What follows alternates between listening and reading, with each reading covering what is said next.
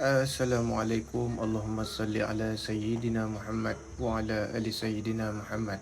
Hari ini Min nak buat hampa ke satu lagi lokasi makam bersejarah yang terletak di dalam kawasan Anak Bukit, Alor Setar, Kedah. Makam ini terletak betul-betul berhadapan dengan Pulapul, Anak Bukit. Dia di dalam salah satu kawasan tanah perkuburan lama yang terletak di tepi jalan besar Anak Bukit. Bagi Min, makam ni agak unik dikarenakan saiznya yang begitu besar dan mega. Yang tuan-tuan boleh tengok yang kecil itu adalah bekas tapak nisan lama juga.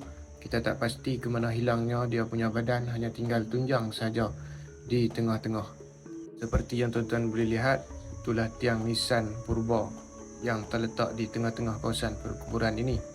Bila tuan-tuan terus lagi ke bahagian belakang dan tuan-tuan akan nampak makam yang nisannya bersaiz mega.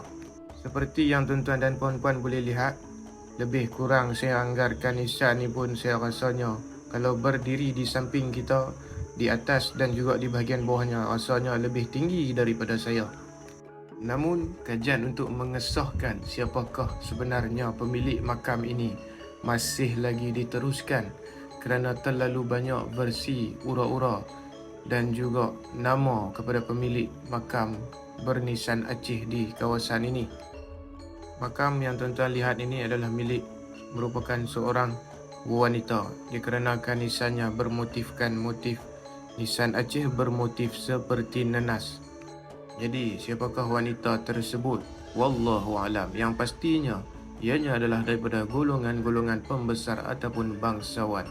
Dan di sebelahnya pula terdapat dua makam kepunyaan lelaki yang berbentuk bulat dan di atasnya mempunyai bunga teratai. Yang selalunya nisan bermotifkan bunga teratai di atas ini milik agamawan ataupun pembesar-pembesar dahulu di negeri Kedah. Begitu juga, sama juga saiznya, memang bersaiz besar. Satu nisannya telah tumbang ke tanah dan Min cuba angkat seorang diri, tak mampu naik tuan-tuan. Berkemungkinan dianggarkan untuk membangunkan satu buah nisan ini mungkin memerlukan lebih kurang 10 orang lah untuk kita nak angkat. Bagi Min, ini adalah satu lagi penemuan artifak ataupun bahan sejarah yang boleh dijadikan sebagai salah satu pusat pelancongan di kawasan Anak Bukit, Alor Setar, Kedah. Kerana makam bersaiz mega dan boleh kita katakan sebagai status purba seperti ini jarang sekali ditemui. Assalamualaikum warahmatullahi wabarakatuh. Seperti yang tuan-tuan dan puan-puan boleh lihat, di tanah perkuburan yang berada di dalam lokasi kawasan Anak Bukit ini, satu lagi yang awal masuk tadi tinggal tapak saja, dan yang tiga di sini. Tuan boleh tengok memang saiz mega tuan-tuan. Memang mega.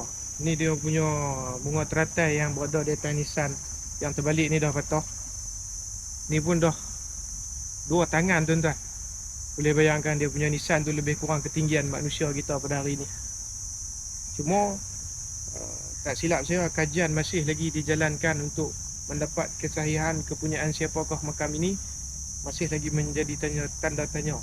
Cuma banyak dikaitkan dengan dikatakan sultan dan sultanah. Namun perkara tersebut disangkal kerana sultan dan sultanah tersebut makamnya terdapat di dalam makam Diraja Langgar. Jadi bagi Min, setakatlah Min tak dapat lagi kesahihan kepunyaan siapakah makam ini. Apapun, moga makam ini akan terus terpelihara ke hadapan.